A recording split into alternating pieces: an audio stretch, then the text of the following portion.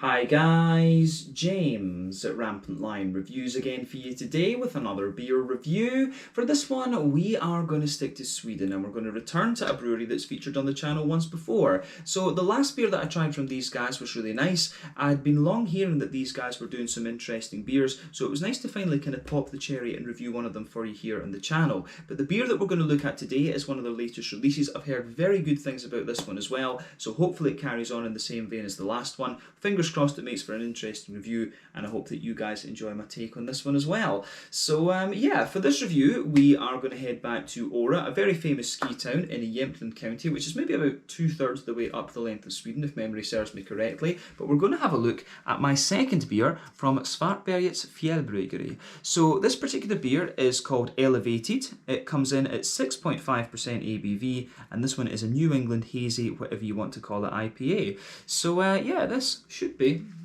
quite interesting actually. But this beer was released as part of the Lokal och Småskalig assortment through Systembolaget here in Sweden for August of 2021.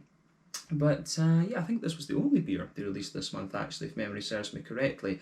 But yeah, the last one that we reviewed was from the Lupulin series, and we do have another one to look at from the Lupulin series as well, and you'll see that appearing in a few videos time. But as I say, nice to be back to review something else from these guys. Hopefully it's a good beer. Let's crack on with the review. So, as always with my reviews then, I'll tell you a little bit about the brewery before we taste the beer. If you want to get straight to the tasting, just fast forward. All the usual links are in the video description below. That's the brewery website, the link to my other reviews that I've done from Svartbergets Fjällbryggeri, and we will add some more to that list in the near future, as I said.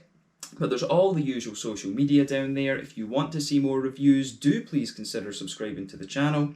The whole channel, of course, has a geography-based tagging system, so you can go into the homepage and search for beer based on country, city, state, county, province, prefecture, whatever it is you happen to be interested in. Do check out the playlists of beers from different countries. There is one there for all the Swedish beers that I've reviewed for you. That's constantly being added to. And as always, please do get in touch and let me know some of the other beers and breweries that you guys would like to see me review. It's always great to hear from you guys that are watching the videos, and the support that you show the channel is hugely appreciated. So anyway, to tell you a little bit about Svartbergets Fjällbryggeri then. So, Svartbergets Fjällbryggeri, as I've mentioned to you already, are based in Ora, very famous ski town in Jämtland county, about 2/3 of the way up Sweden, quite close to the Norwegian border in fact. But the company was founded back in 2017. But the brewery was originally based in the basement of the Ora Ski Inn and Restaurant, and the main man behind the brewing is Philip Halfstad, who had been a home brewer for about 6 years prior to starting the brewery. But he joined the company after a period of working in Asia.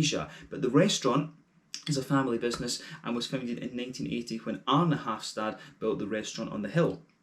But at the restaurant, they've got 10 taps, and originally they actually had to transport the beers they were producing up the hill by bike every week, so it was quite an intensive process. But then later in 2019, owing to the success they'd had and the good feedback they had on the beers, they decided that they were going to invest more in the brewery business, and so they opened up a second and larger production facility in Durid, which was equipped with a 2,000 litre brewing system, and they hired Sebastian Torneus as the brewer, and I believe he works almost exclusively in the bigger facility in Durid. But they have gradually expanded their output, and over the course of 2020 they produced around 100,000 litres of beer, but they estimate this brewery will eventually expand to produce around 350,000 litres per year. But as I say, just gradually working to scale up. Their beers seem to be being received very well. And as of August 2021, when I'm filming this review for you, these guys have produced around 50 different kinds of beer, according to Untappd. And they seem to be releasing a lot of IPAs at the moment, which is quite interesting. So, yeah, that's all I can really tell you about Svartbergets Fjällbryggeri for the moment. If you want to learn a little bit more about these guys, you can, of course, check out the brewery website. You can follow them on Facebook and Instagram to keep up to date with all the latest goings on. And you can check out the Rate Beer, Untappd, and Beer Advocate pages to learn a little bit more about all those different beers that they've done. So yeah, let's crack on with this one then and see how we go. So as you can see, just to let you have a little look at the artwork of this one before we open up. It's a bit difficult to see, but yeah, it does have a nice kind of sort of font things there. You can see Elevated. I'm just not sure how well that's showing up, but yeah, this is a 330ml can, Svartbergets Fjällbryggeri, the Black Hill Mountain Brewery, I guess you could translate the name into English as. But yeah, 6.5% New England Hazy IPA, this one. And it says this one contains just barley malt and wheat malt. So that's kind of interesting. This one might be quite a nice wheaty, bitey IPA, but I've heard that this one is a cryo IPA, so it'll probably be something kind of like Citra, Mosaic, Simcoe or whatever that's in this beer. But yeah, 330ml can. I think I paid about 35 Swedish kroner for this, so that translates to roughly €3.50, about £3 sterling, I guess we could say. And in dollars, what would that be? Maybe about $4, $4.25 American for this little beer. But yeah, let's get this guy out then, and we'll get on with the tasting. Black top on the can, 6.5% New England hazy IPA. Here we are. So let's get this guy out and into the glass.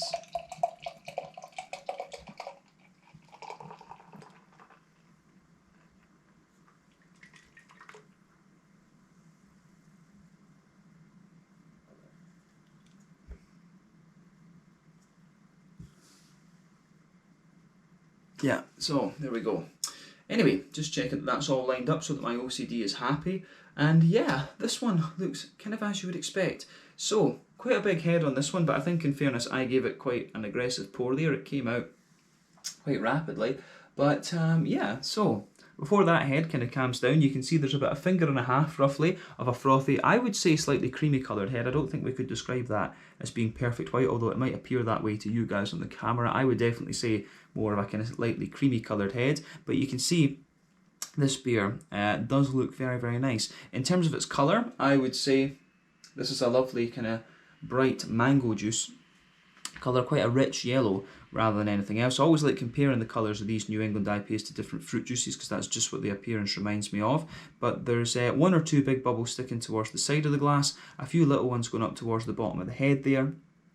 But yeah, colour of the beer is pretty nice. So remember, colour of these beers depends on 1, the type of malts that you use. This determines the magnitude of the colour. 2, the length of your wort boil is also going to play a role. The longer you boil the wort, the more the sugars caramelise, and thus you get a darker colour of beer. And any adjuncts that you add in, and any barrel aging that you do will also kind of affect the colour of the beer as well. But usually you only need to care about those variables when you're talking about sour beers and stuff like this. But in terms of what you'd expect from a New England IPA, this one pretty much gives you that. The level of haziness in this beer for a 6.5%er is, you know, pretty much what you would expect, to be honest with you. But remember, the level of haze in these beers depends on 1, the oat content, 2, the wheat content, and 3, the yeast can also play a role in these things as well. This is quite a wheat forward beer, from what I understand.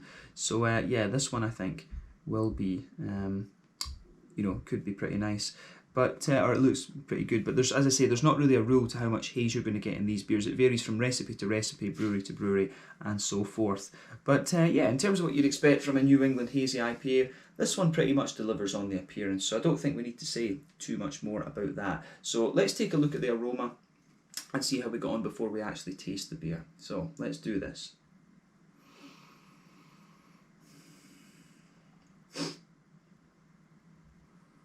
Yeah, that's pretty nice actually. This beer's reminding me of something, and I'm trying to remember which brewery it is. I think it might be one of the. It really reminds me of one of the some of the beers that I've had from one of the English breweries. Come to think of it, so yeah, hard to put my finger on it.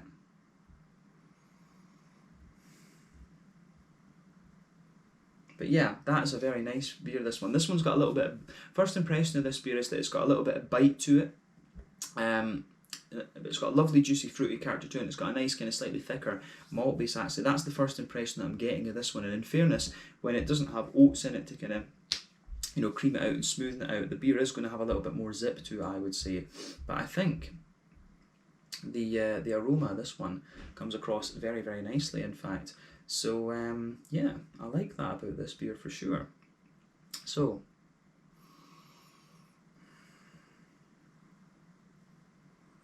yeah, aroma out of this one I think is really, really nice. So yeah, in terms of the how would you say, in terms of the kind of malty side of things, then to start off with the malty side of the aroma, like I say, this one has a nice little bit. You can definitely get a little bit of that soft white bready character in there. So that'll be from pale malt most likely. You know, you'll have that forming the backbone of the beer. There's certainly a wee bit of a kind of bread crusty element to this one for sure. So yeah, lovely little bit of a kind of bread crusty character, a little bit of a kind of soft white bready element in there, and you've also got, you know, you can smell the wheat kind of thickening this one out a little bit, which I can very much enjoy. So yeah, a little bit of a kind of soft white bready character in there, a little bit of a thicker wheaty note, as we say, and a wee bit of a kind of more bread crusty quality as well. But on top of that, I think there is a wee touch of sweetness to this one, so I wouldn't be surprised if there is a little bit of, you know, maybe like Caramunish or a kind of even a Pilsner malt, because there is a wee bit of crispness in the malt base of this beer as well. So I mean, you know, Golden Promise could also be an interesting thing for this, but you'd certainly get a wee bit of brown sugary character out of this one. So you can smell a wee bit of that kind of Werther's Original brown sugary element to the beer. But you do get a little bit of a kind of sweet, a slightly sweeter caramel in there, some nice kind of McVitie's digestive biscuity elements to it as well.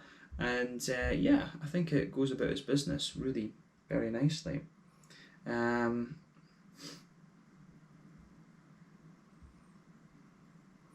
Yeah, but yeah, the aroma out of this beer, I think, is the aroma coming out of this beer is very, very nice.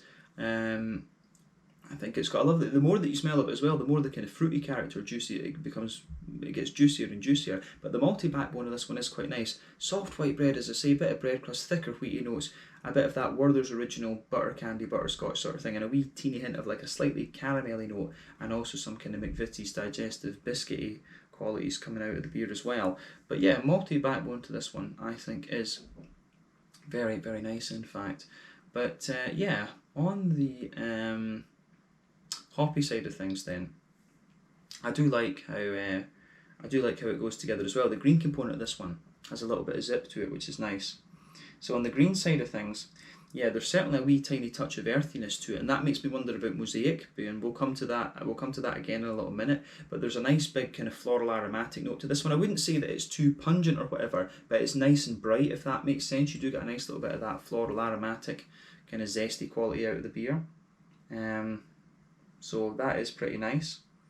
And on the you know, on the fruity juicy side of things with this one as well, it just blends in very well, but you certainly get a nice kind of bright grassy quality at the front of the nose with this beer.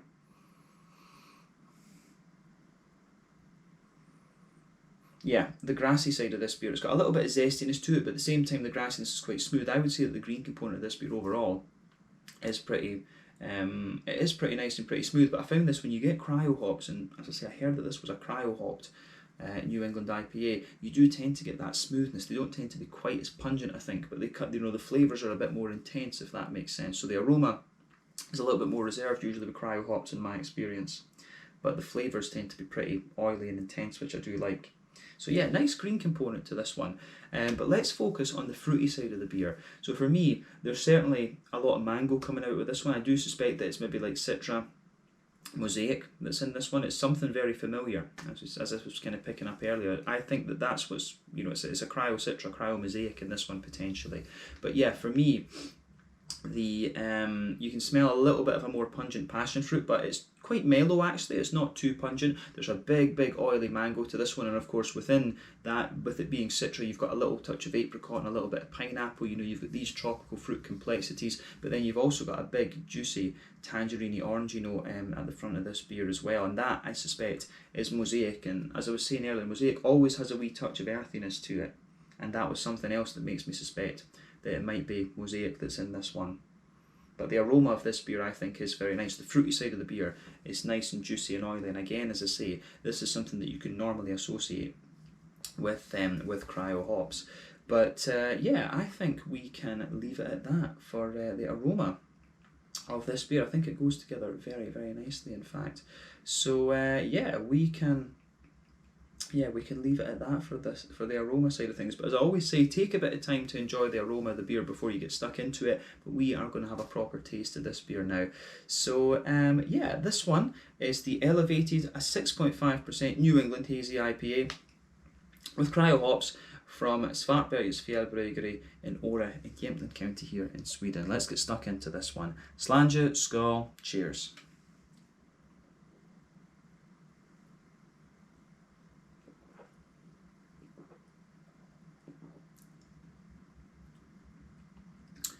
Yeah, it's one. The first impression of this is it's ridiculously smooth, and if I was tasting this blind and then I was told later that there wasn't oats in this thing, I have to admit I would be very, very surprised. This is a very smooth, really quite creamy New England IPA. This one, just really surprised that this one doesn't have any oats in it.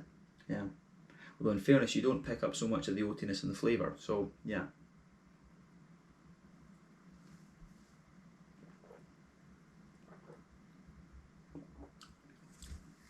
But yeah, that's pretty damn solid actually. And it's got a really nice flavour. This is one of these ones that kind of mellows out a little bit more in the aftertaste. You know, when you've got the kind of liquid on your tongue, if you like, you're like, yeah, okay, it's good. But then the aftertaste that you get out of this one is really nice. And like I was saying, a lot of the flavours in this one are quite smooth and oily, which again is a good representation of what you get from cryo hops in my experience. But yeah.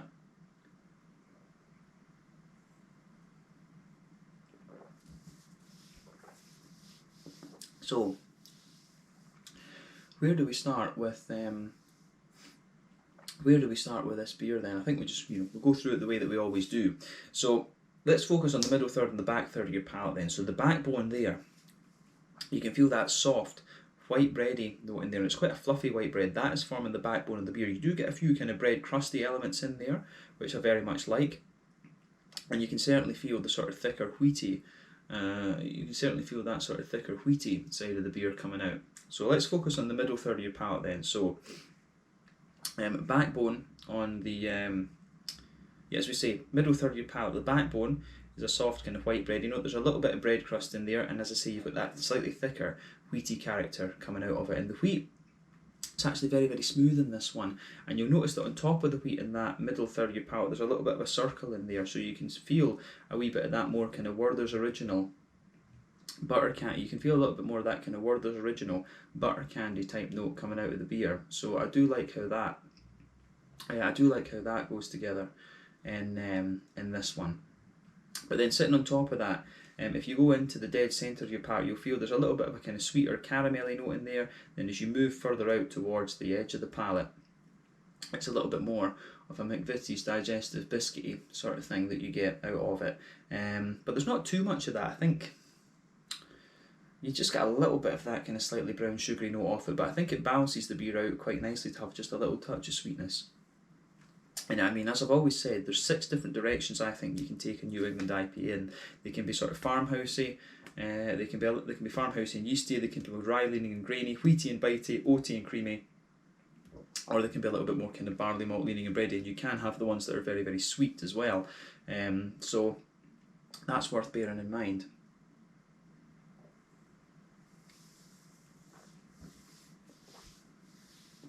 So yeah, the fruity, as we say, the fruity juicy side of things, on this one just really balances out the kind of mouthfeel of the beer. But I think other than what we've said, the fruity side, as I say, what I mean to say is the fruity side of this beer really mellows out, and it kind of pushes its way back into that middle third of your palate as well, which is kind of interesting. But we'll come back to that to say. So that's the middle third of your palate. Back third of your palate then, the border region between middle third and back third of your palate, again you get a little bit of a bready build up in there. There's a nice wee bit of bread crust. Then the base of that back third of your palate, again you get a nice little bit of a kind of bread crusty base to it. There's a lovely soft kind of white bready character in there. Then on top of that you've got a big slightly thicker wheaty note coming out of the beer. So I do like how that goes together in this one. But then sitting on top of that kind of wheaty layer, this is where you get the more yeasty note out of the beer. So the flavour on the back third of your palate is distinctly taller than what you get in the middle third of your palate. So you can feel that the height of the flavour is kind of like this, quite tall at the back. Then as you move further forward, it condenses down. Then in the middle third of your palate, the flavours are just a little bit more kind of squashed together. But yeah, on top of the kind of thicker wheaty layer, you've got a little bit more of that.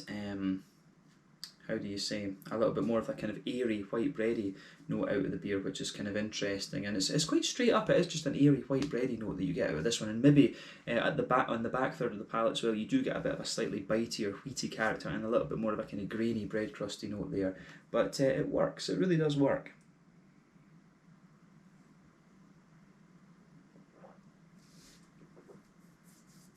So yeah, the malty side of things in this beer, I think, goes together very, very nicely. But on the hoppy side of the beer, in the back corners of the palate, you've got a nice little bit of earthiness in there.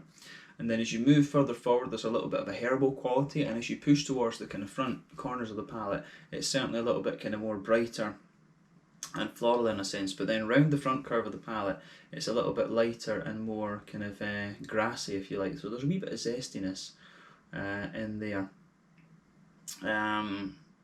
Yeah.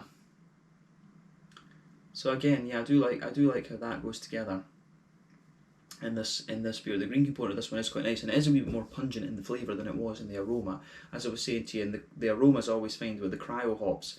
The green component's a little bit more kind of smoother, but then yeah, you do get the pungency you expect from regular hops in the back corners of the palate. So yeah, or in the sides of the palate. But yes, in the yeah, as we say, back corners of the palate, as you move further forward, a little bit of a herbal character, but then, as we say, it gets more and more kind of big and floral and aromatic as you reach the front corners of the palate. Round the front curve of the tongue, it's certainly lighter and more grassy.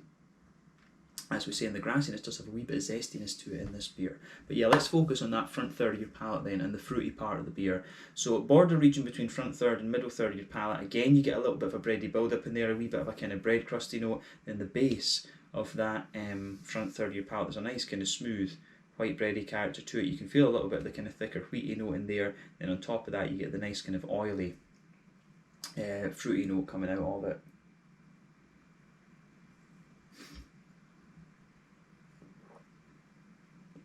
So yeah, as you go towards the back, as you go towards the back of that front third of your palate, there's certainly a more kind of passion fruity note in there. As you move further forward from it, there is more of a kind of mango note. There is a more kind of juicy mango note in there, but then as we said, within that you get a little bit of a kind of, you can get definitely a wee bit of pineapple, a bit of apricot. I do suspect Citra Cryo in this. Seems a little bit too complex to be Simcoe Cryo maybe, but then again as you move into the front half of the front third of your palate, on this one it becomes distinctly more kind of citrusy and tangerine, so you've got that lovely juicy orangey character from the mosaic in this one. So again, I like how this beer goes about its business in that regard, so I think it works very, very nicely. So yeah, fruity side of this beer I think is the fruity side of this beer I think is very, very nice actually. So yeah, I think the fruity side of this beer becomes more kind of juicy and oily the more that you drink of the beer, and that for me really works quite well. But yeah, I think that summarises the flavour of this one quite nicely. The further into the aftertaste you go, you do get some of the floral notes linger in there. I can feel that the orangey character lingers a little bit. Then some of the nice malty notes are sitting there too. But overall, this is a solid New England IPA, very, very smooth, as you kind of expect from a cryo New England IPA in fact. But yeah, it's good stuff. So on the, as we say, on the to the mouthfeel sort of thing then, just to round off the review I should say, brain isn't working. I would describe this beer as being quite mid-bodied, kind of right in the middle of the spectrum.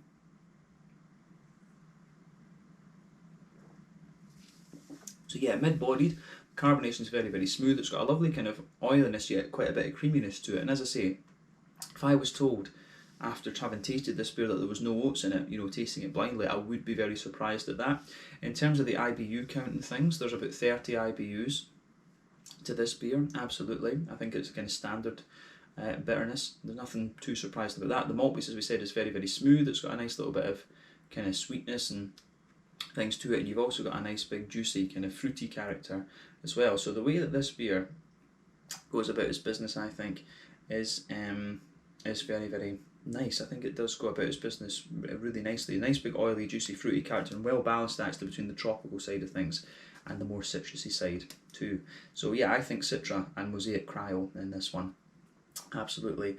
But yeah, I think we can leave it at that for this review. A really interesting beer, and definitely cool to review something else from Svartbergets Fjällbryggeri as well. So yeah, let's leave it there then. Once again, thank you for watching my beer reviews. Until the next time, please like, subscribe, share, all the usual YouTube stuff. Let me know your own thoughts on this beer in the comment section below. Let me know what your favourite beers are from Svartbergets Fjällbryggeri as well. And as I say, we will return to these guys at some point pretty soon, I'm sure. But thank you again for watching. Check out my social media, check out theirs, and we'll see you guys in the next one. This was the elevated 6.5% New England IPA from Svartbergets in Jämtland here in Sweden. Slange, skull, cheers, and see you guys in the next review.